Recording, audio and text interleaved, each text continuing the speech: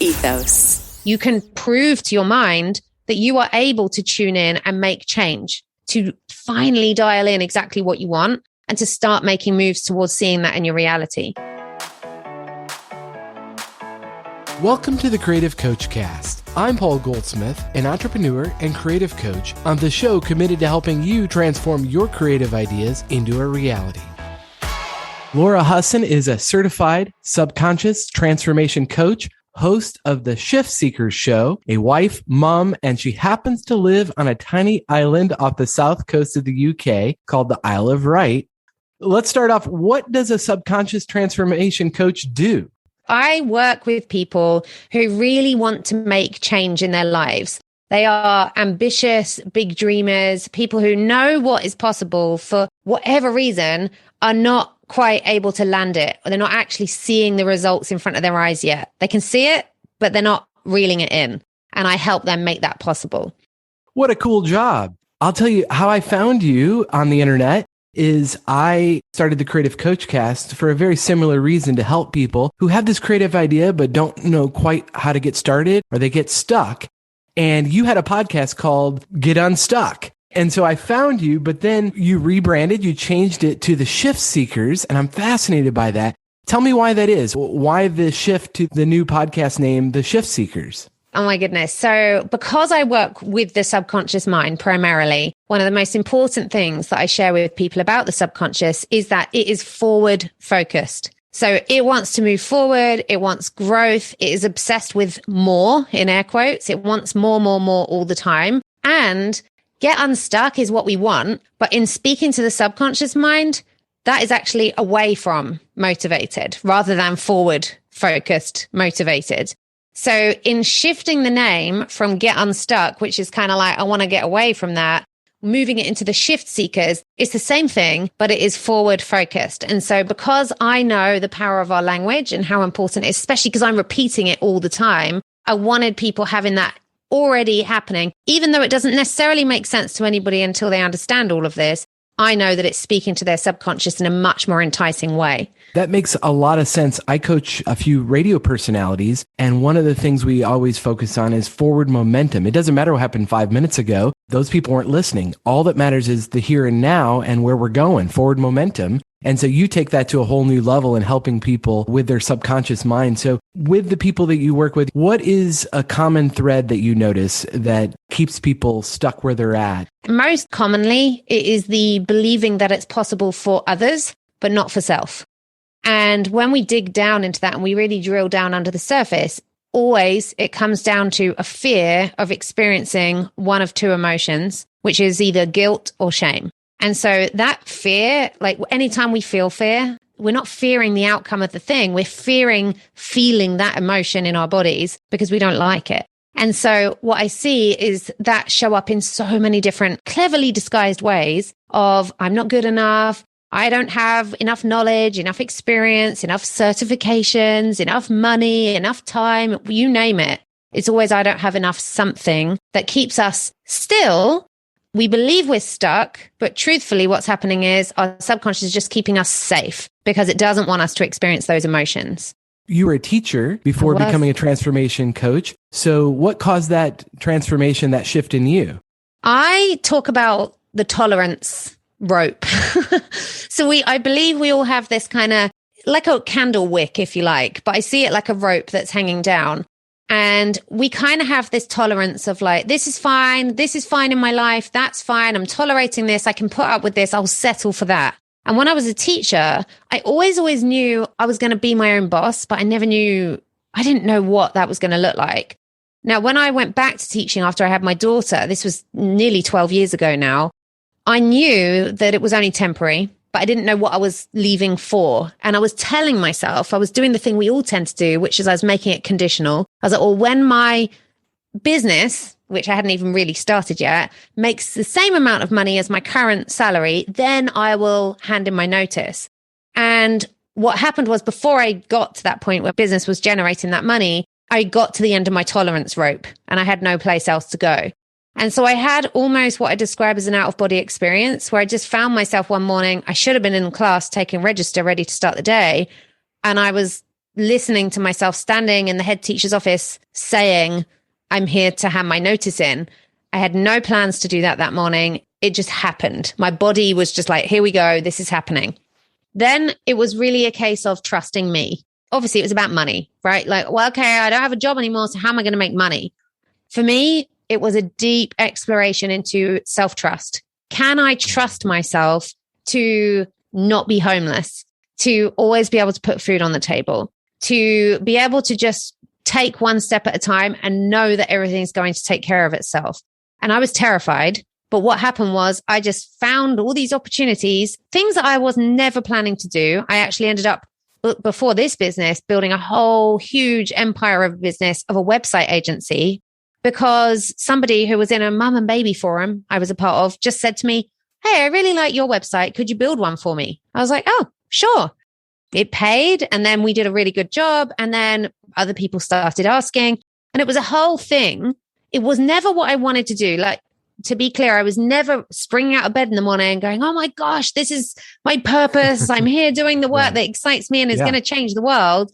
However, I knew it was right at the time. And so each moment I was just on the path of like, does this feel like what I want to do? Does this feel, and without it being a hunt, it was just clarification each step of the way of how things felt until I landed in the work that I'm doing now, which really, I don't think I could have got here any sooner, because it was through the experience of website clients who would get to the point every single time right before we're about to launch their website into the world, and they would have some resistance show up. They would get to a point where they would go, oh, I need a new logo, or I need a new photo shoot, or I'm going to rewrite my copy. And there was always a reason to put it on hold. And that was where I started looking at what is actually going on here. Why are people holding themselves up? What's going on? And then here I am. The thing beneath the thing. What I hear you saying is you weren't so focused on the destination, but it was kind of following the process, finding the path, and not just trying to picture your dream job, your dream company. It was one step after another, and just believing that it was possible. Absolutely. And, for a long time, I had a lot of shame around the fact that I didn't know what I wanted. I really thought that was something that needed like fixing. I was like, well, what's wrong with me? All these people around me seem to have these big visions, and I don't really have a vision. I don't really know what I want. All I know is I'm definitely keen for more. And, I like to describe it. That game you used to play with as a kid when you were like warmer, colder, and you're like on a treasure hunt. I feel like I play that game in my life. If something feels good, I know I'm going in the right direction. And so I really follow that. But it's taken a long time for me to find the acceptance that it's okay to just trust the feeling rather than have an end destination in mind. I follow you on Instagram, and you're always island hopping. That's kind of a passion of yours. You live on an island in your dream home. How did that come about? We weren't supposed to be here. We were quite happy in our home where we were until the day when we needed new tea towels, new dishcloths. We were like, well, we'll just grab these ones. They're in the grocery store. They're right here. They'll do. And they were this like white, crisp, geometric pattern. And I remember pulling one out of the drawer one morning in our house and just being swamped with this feeling of I was irritated, almost angry that these new tea towels that we had with this geometric modern pattern was such a mismatch for the country wooden kitchen that I was standing in. I didn't even know. It was irrational. It didn't make any sense. I was so frustrated. And in that, I was kind of prompted into, well, where would these be a match? And I had this vision of this beautiful, like white kitchen with all this open space. And it just felt really nice. I was lost in that for a few seconds, not a long time. I was interrupted by my accountant calling me, who knows I never go in my inbox. So if they need something from me, they have to get me on the phone. Like, Laura, I know you don't want to go in your inbox. I really need you to sign this and get it back to me. Can you do it in the next 15 minutes? Like, okay. So I hung up the phone. I'm doubly irritated by this point. I go into my inbox, and the first thing I see is a property alert that I didn't even know I was subscribed to because we weren't looking to move. And the featured image, which is usually here in the UK, like the outside or the garden or something, was this kitchen. And the kitchen image was literally this white kitchen. And I was like, what? And so, of course, I clicked. And then it was like, well, I have to come and see it because that sequence of events, I trust that. And when we came to visit, it turned out that it's exactly opposite the home I grew up in, the childhood home that I hadn't been even in this village for probably 25 years. And I now look down on the home that I grew up in. So yes, we ended up living here. That's incredible. Okay. From tea towels to your dream home. That's really amazing. And so I'm curious, if somebody's listening to this and they are feeling stuck, they're in maybe a job that isn't their dream and they're not able to pursue their creativity in the way they would like to, like what's kind of a first step they could take to explore that? Yes. Okay. I love this. So one of the things I like to do when people are new in my world is play a bit of a game. And so I will always invite people to just choose something. It can be anything. People choose like animals, objects, whatever, and just decide for the next 7 days, 28 days, however long, you're just going to notice when that thing shows up. So somebody might choose feathers, or actually one lady who was really skeptical about this chose a purple scarf with yellow stripes. And I was like, very specific. Yeah. Okay. And I was a bit nervous because I was like, oh gosh, like you're a way to go to try and prove that this doesn't work. Right. So what's happening when we do this? It sounds like magic. I call it evidence of magic because I like it to be playful. We're very unattached. What we're doing is practicing being unattached from the outcome. When we're in that situation you described, where we want something else, but we don't know what it is, it can feel so heavy and so serious and so big. And so I like to make it small and fun and a lot lighter. So in order to detach, experience in your body what it's like to be detached from the outcome, we'll just play a game with something that really, it doesn't matter, right? That thing we were talking about, the fear and the feeling of the guilt and the shame. I'm not going to feel guilt or shame if I say I'm going to find, a $5 bill on the floor and I don't find one. It is or it isn't. And that's the end of it. There's no more meaning than that. Typically with bigger things, we make a lot more meaning of them. So we zoom out and we make this game. So somebody could choose whatever I call it like a totem, wherever your totem or your symbol is going to be, and just play the game of simply, you're not hunting for it, just noticing when it shows up. You know that thing where like, if you're looking for a new car and you just suddenly see those cars everywhere on the road, that is not a coincidence. It's not all of a sudden that factory started churning out gazillions of those cars. It's because your mind, your reticular activating system in your brain has locked on, and it is like a heat seeking radar that will just show you every time. Oh, here it is again. Here it is again. And that lady who chose the purple scarf with the yellow stripes, who was super skeptical, she was playing the game and she was like, yeah, I'm not seeing it. I'm not seeing it. And she kind of just disappeared, was like, didn't hear from her. And then about a week later, she sent me this picture and she was like, you will not believe what happened. She said, I was walking across the street to my car. I was carrying a box. She said, and I tripped. So I moved the box to see what I tripped over. And at my feet was a purple scarf with yellow stripes on it. Incredible. Now, of course, if this had happened 2 weeks before, she would never have thought anything of the fact that the scarf was purple with yellow stripes. It was only because they didn't just appear out of nowhere. It's only because she was tuned in to notice it. Now, when you start to notice those things, you can prove to your mind that you are able to tune in and make change, to finally dial in exactly what you want and to start making moves towards seeing that in your reality. So we use that as our evidence, and then we just start making smaller moves. And eventually over time, it's the compound effect, right? We make small moves, and before we know it, we've made a whole ton of progress. I think about how we're bombarded with, tens of thousands of messages a day, and we have a natural filter to filter everything out that isn't relevant to us. And so obviously if you focus on something, you are going to notice it. So that's a really powerful thing. I'm wondering for the skeptic to say, well, it's easy for you to say where you're at on some island off the coast of the UK. For maybe somebody that doesn't come from resources and all of these responsibilities and bills to pay and whatever the case may be, and it just feels like the weight of that, I just got to work, pay for these things. How do you talk to someone that's kind of skeptical? Well, easy for you to say because you have those resources. Well, this is the thing I hear, even sometimes without somebody saying it all the time. Yeah. And it's like, it's all right for you. It's that right. Whole vibe is present all the time. And what I love is that it is all right for me now. Yeah. And I love to share the fact that it was only, actually, I don't know if it's quite 2 years ago that I was in 6 figures of debt almost overnight because of a slip up that happened. And it was just the most horrific experience that I'd ever had. And also at that time when I handed my notice in my teaching job, I was also going through a separation from my first marriage. So I had no income, no support, no nothing. And I literally remember being in the situation of my daughter being young and feeling like I had one coin left. I had no money in my bank. I had one coin left. And I was choosing between whether to buy milk, because I knew she would eat cereal for dinner, push come to shove. I was like, I could buy milk with this coin, or I could take her to the play group we go to every single week on this day.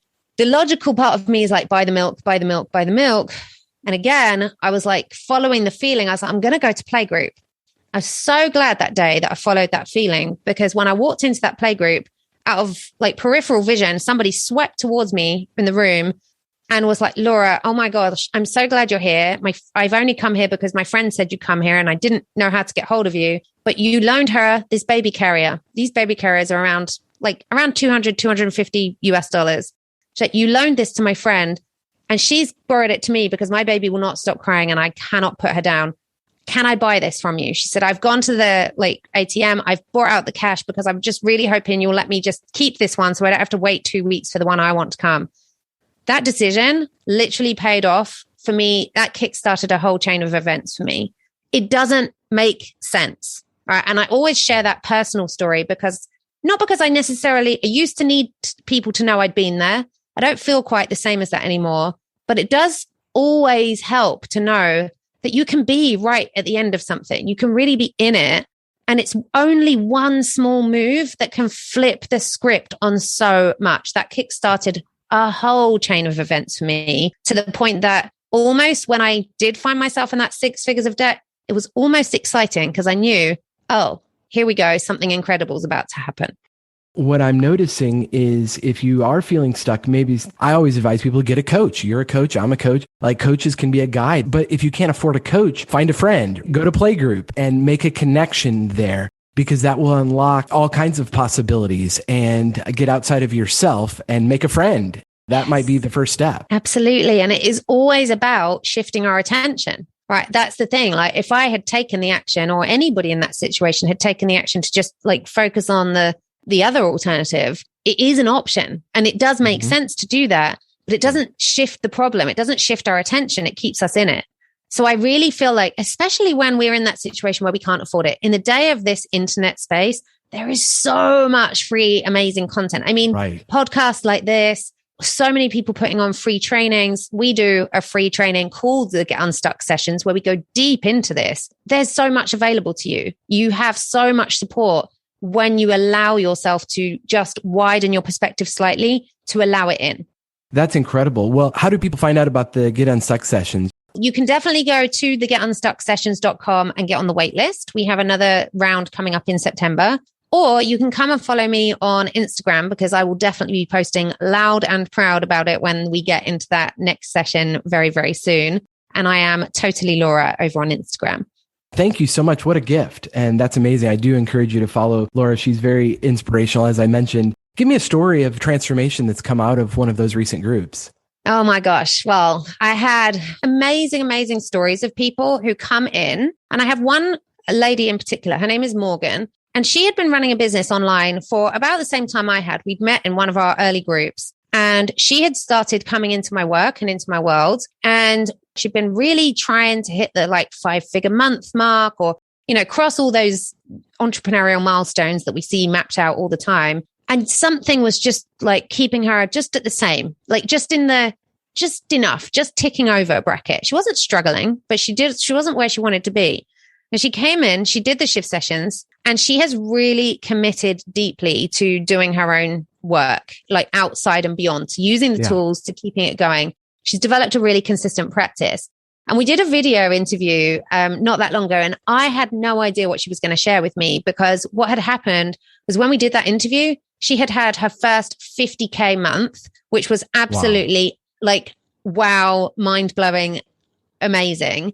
And then very shortly after that, only a few weeks later, she had her first 100K month and has had consistent months like that ever since.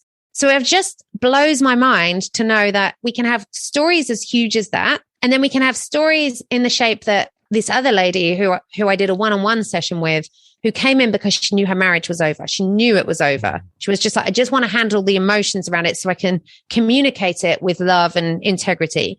And we did our session. She was like, thank you so much. I feel so peaceful around this. She went home, waited for her husband to come in from work that day. And as soon as she heard his, like the door go, like his hand on the handle, her whole body was swamped with butterflies and tingles and excitement of the kind that they had when they first met. And now they've been on their second honeymoon. They have renewed their wedding vows and they have completely turned things around. So while she thought it was like completely over, it was just unlocking something that was so just out in her blind spot that allowed her to access all of those feelings again. And I love that. That's powerful. I'm so glad you shared that because I did get the sense this isn't just about money. You're sharing about $100K a month, which sounds amazing. But I would say even more amazing is a marriage restored. That's so powerful. So let me ask you, what does success look like for you? Also, second question, I get the sense you're not done, right? So what's next for you? I love this. So success to me is freedom of choice, and that comes from privilege, right? And me choosing to put myself in that place. I like to be able to choose and say, yes, I love travel. Even this summer alone, I've been able to choose very last minute, very spontaneously to travel with my children. Like my husband's been staying home. My father-in-law's been moving into his new home and he's been helping with that. So we've been able to, as a family, make choices that weren't previously available to us. And so for me, it's not about what I've done in my business or anything else. To me, success looks like freedom to choose. And the biggest successes that I will never, ever, ever be bored of celebrating are those of the people who I see lean into this work. And especially when they come in skeptical, that's my favorite. And when we speak to not being done yet, I think the biggest lesson I've learned on this journey of discovery is that it's not about the destination. Like to me, the meaning of life is to just be in the moments. The moments in between are where the biggest gifts lie. And where usually when we can learn to just be with something, especially when it's not feeling incredible, there is huge beauty in that. That really resonates. I was recently reflecting, I shared on a previous podcast, the idea of be, do, have. And I think we get that backwards too often. Our default setting is I got to do the things to have what I want, and then I'll be a successful person. But no, you have to be present in your body now, feel your feelings, and then envision where you want to go, and then take one step after the other. But it starts with being present in the moment. So that is validation. You saying that definitely resonates. And so thank you so much. What a gift. Thank you so much. It's been an absolute pleasure. If you have any thoughts or questions about today's show, I would love to hear from you. Reach out on Twitter or Instagram. I'm at Paul J. Goldsmith, or you can send me a text to 559-574-3210. Thanks for listening. We'll talk to you next time.